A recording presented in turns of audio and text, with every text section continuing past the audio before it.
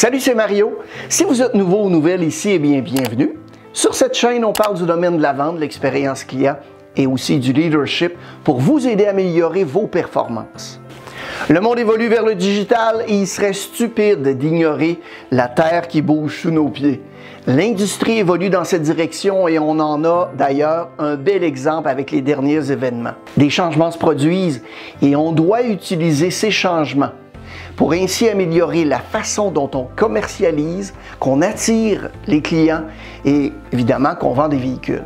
Mais on doit le faire d'une manière qui soit bénéfique à la fois pour nous, mais aussi pour le client. Presque tout le monde dit que la vente de véhicules en ligne est l'avenir du secteur automobile. En fait, des nouveaux produits et services sont constamment lancés pour aider les marchands à optimiser leur processus de vente en ligne. Qu'il s'agisse des boutons « Acheter maintenant » ou des plugins de financement robustes, il ne manque pas de nouvelles applications brillantes que vous pouvez ajouter à votre site web pour vous orienter de plus en plus vers la vente en ligne. De l'avis général, il semble que la vente au détail entièrement numérique sont en passe de devenir une réalité pour l'industrie automobile. Mais si les marchands semblent avoir une forte tendance à vendre en ligne, le passage à un processus d'achat de véhicules entièrement en ligne pose encore des problèmes majeurs. Et d'après ce que nous avons vu récemment, la façon dont l'industrie aborde l'avènement de la vente au détail numérique de l'automobile offre en fait 4 opportunités majeures. Première opportunité, acheter un véhicule, c'est pas la même chose que commander une pizza. L'un des principaux arguments en faveur du transfert du processus d'achat d'une voiture en ligne est que c'est que les clients modernes veulent et attendent des détaillants. Fondamentalement, le consommateur a appris à s'engager numériquement dans toutes les autres catégories de vente au détail, le domaine des ventes de chaussures, de pizzas, d'hypothèques, l'électronique, les livres. Choisissez n'importe quelle catégorie. C'est vrai que l'industrie automobile est un peu à la traîne si on la compare aux industries qui maîtrisent déjà le domaine numérique. Mais il y a un problème à mettre ces industries sur le même pied que celle de l'automobile. L'achat d'une voiture, c'est pas aussi simple que commander une pizza. Évidemment, il s'agit de 2 secteurs de vente au détail. Mais faites-vous vraiment 9 heures de recherche en ligne avant de commander une pizza? Est-ce que vous allez faire des paiements pendant 5 ans ou plus pour une pizza? Est-ce qu'une pizza va-t-elle être l'un des plus gros achats de votre vie? On pense que non. Parce que les gens ne financent pas les pizzas. Ils n'ont pas besoin d'un acompte ou d'une mensualité. Ils ne négocient pas les conditions de prêt afin de se faire livrer une grosse large tourte garnie à leur porte. Cependant, pour de nombreuses personnes qui achètent un véhicule, la réponse à toutes ces questions, c'est oui. Une voiture est un achat important et complexe. Les décisions qu'un consommateur prend concernant la voiture qu'il veut conduire sont difficiles, beaucoup plus difficiles que de choisir les garnitures qu'il veut sur sa pizza. C'est très dangereux de mettre les 2 transactions sur le même plan parce que ça va entraîner une banalisation qui va défavoriser les établissements automobiles. Croyez-le ou non, la banalisation est l'un des plus gros problèmes de l'industrie automobile aujourd'hui. Alors me demandez-vous, qu'est-ce que la banalisation? La définition de cette dernière, c'est la suivante.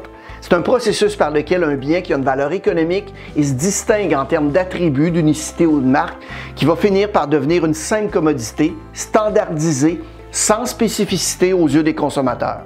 Ou si vous préférez une autre définition, un bien ou un service dont la grande disponibilité entraîne généralement une réduction des marges bénéficiaires et va diminuer l'importance des facteurs comme la marque, les services, les solutions, l'expertise, les relations, autres que le prix. La banalisation va toucher l'industrie automobile dans son ensemble. Évidemment, les voitures sont des produits de base. Il y a déjà très peu de différenciation autre que le prix, sauf pour les véhicules marginaux. Mais en déplaçant l'ensemble du processus d'achat en ligne, vous supprimez le reste de la valeur que votre établissement apporte, laissant les clients sans aucune raison de choisir votre site web plutôt qu'un autre. La deuxième opportunité, les milléniaux préfèrent les nouvelles méthodes d'achat. Les milléniaux ne représentent peut-être que 30% de la population aujourd'hui, mais leurs habitudes d'achat ont une incidence majeure sur presque toutes les grandes industries. Et l'industrie automobile n'y fait pas exception. En fait, ce groupe est officiellement le plus grand groupe d'acheteurs sur le marché automobile actuellement. Ne vous inquiétez pas, les baby boomers et les membres de la génération X continuent d'acheter des véhicules. Mais à l'aube de la nouvelle décennie, les milléniaux vont constituer la nouvelle majorité d'acheteurs. Ce groupe représentait environ 40% des ventes de voitures en 2020.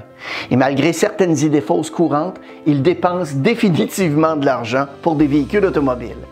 Ce groupe apprécie aussi la confiance, l'authenticité et le choix. Ils sont prudents quant aux personnes dont ils prennent conseil et même sceptiques quant aux conseils financiers donnés par les parents et les professionnels.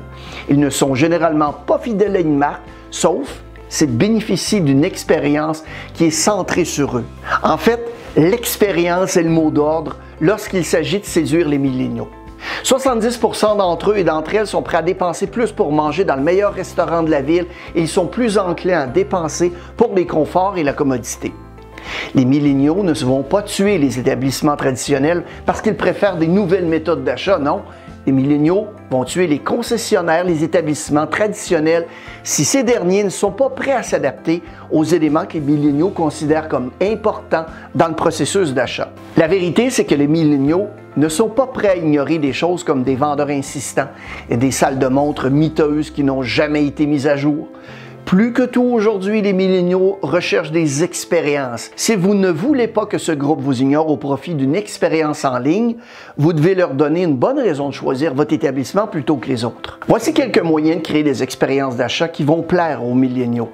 La première chose de base, formez vos vendeurs à avoir des conversations qui vont susciter l'intérêt de ce groupe.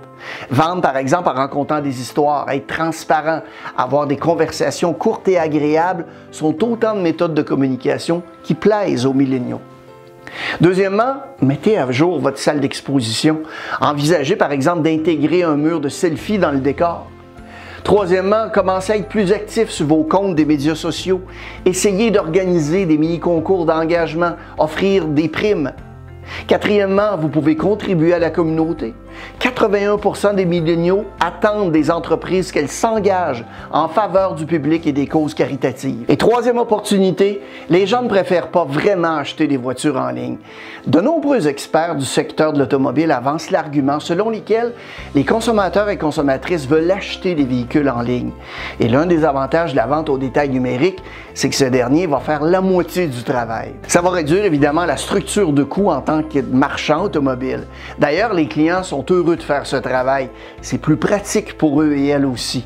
Une attitude commune à toute l'industrie. Cela serait également un excellent argument pour passer à la vente au détail numérique. Sauf un petit hic, les données des consommateurs eux-mêmes nous disent en fait quelque chose de complètement différent. En fait, selon l'étude Car Buyer of the Future, 84% des consommateurs veulent acheter une voiture en personne, même s'ils passent 14 heures en moyenne à faire des recherches sur les voitures avant de faire un achat, dont 9 heures en ligne. Mais alors, pourquoi les consommateurs passent-ils autant de temps à faire toutes ces recherches en ligne? La réponse est simple. Ils ne font pas confiance aux vendeurs et vendeuses, aux commerciaux. Aujourd'hui, tout le monde utilise Internet pour faire ses achats soi-même, mais à vrai dire, ce n'est pas encore la méthode préférée du monde automobile. Les gens recherchent toujours une préférence d'achat. Ils préfèrent encore l'aide et les conseils, et ils préfèrent encore parler à un vrai expert. Au lieu de passer des heures à rassembler des informations sur un produit qu'ils connaissent peu, afin de distinguer une préférence d'achat et de se protéger d'une mauvaise affaire, les gens aujourd'hui préfèrent parler à un expert digne de confiance qui peut les guider, les écouter, les conseiller, leur donner confiance dans l'un des achats les plus importants de leur vie. Et la seule raison pour laquelle ils font ce travail maintenant, c'est qu'ils ne croient pas qu'ils vont trouver un expert capable de les aider lorsqu'ils se rendent chez un établissement automobile. Pourtant, 43% des acheteurs de voitures considèrent toujours le marché automobile comme un lieu d'apprentissage. Ça signifie qu'on a encore la possibilité de renverser la situation et d'apporter une réelle valeur ajoutée aux gens en sachant de quoi on parle, en étant intéressé, mais aussi en étant capable de communiquer efficacement. Si vous êtes enthousiaste, bien informé, persuasif, vous pouvez apporter une énorme valeur ajoutée, ce qui vous donnera un avantage considérable. Si vous êtes enthousiaste, bien informé, persuasif, vous pouvez apporter une énorme valeur ajoutée, ce qui va vous donner un avantage considérable. Pourquoi? Parce qu'il n'y a pas beaucoup de gens qui peuvent le faire et parce que c'est ce que le public veut vraiment. Opportunité numéro 4. Même lorsque la technologie va être disponible, tout le monde ne sera pas en mesure d'acheter en ligne. Il est vrai de dire qu'il y a probablement des personnes dans votre marché qui préféreraient faire des recherches, faire des achats et acheter une voiture en ligne. Sauf que la réalité, c'est que ce pourcentage de la population pour lequel cela fonctionnera est vraiment faible, mais vraiment faible. Faible comment, vous vous demandez peut-être? Eh bien, analysons la situation en détail. Si vous analysez le marché global, vous allez constater qu'environ 2% des habitants d'une zone géographique donnée achètent actuellement une voiture, qu'elle soit neuve ou d'occasion. Sur ces 2%, les personnes qui auront les liquidités nécessaires pour donner un acompte et leur paiement mensuel, tout en ayant le score de crédit nécessaire pour être approuvé en ligne, ne sont également que de 2% environ. Ça signifie en fait qu'en déplaçant l'ensemble de votre processus de vente en ligne, vous ne pourrez aider qu'environ 2% du 2% qui font réellement des achats. Et c'est une toute petite part du gâteau. Est-ce que vous voulez abandonner et renoncer à la part de marché? Ben non, on ne vous le conseille pas.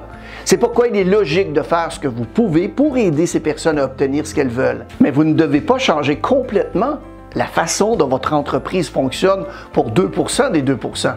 En définitive, la plupart des solutions actuelles de vente au détail numérique ne vous aideront qu'à cibler les personnes qui peuvent se permettre de faire ce qu'elles veulent quand elles le veulent. Donnez-leur donc cette option si vous le souhaitez. Gardez à l'esprit que ces solutions de vente en ligne vont transformer simultanément la vente de voitures en un commerce de produits de base, ce qui vous réduit à un acteur de second ordre qui n'offre que peu ou pas de valeur, ce qui va réduire ainsi vos marges. Entrer dans le monde de la vente en ligne peut sembler inévitable et nous ne disons pas que vous devez vous retrancher et refuser de suivre l'évolution du temps. Mais ce que vous devez comprendre, c'est qu'Internet n'est qu'un outil. Mais ce n'est pas le seul outil et ce n'est pas une stratégie pour un succès continu, surtout parce qu'il manque une énorme part du gâteau. La plus grande opportunité dans le secteur automobile est d'apprendre à commercialiser et à attirer les 98% du marché qui ne font pas d'achat mais qui aimeraient avoir un nouveau véhicule. Nous appelons ces personnes des acheteurs endormis, car bien qu'ils ne soient pas en train d'acheter, ils rêvent de conduire une meilleure voiture que celle qu'ils ont actuellement. Pourquoi? Grâce au merveilleux monde de l'automobile. C'est quoi le merveilleux monde de l'automobile? C'est simple.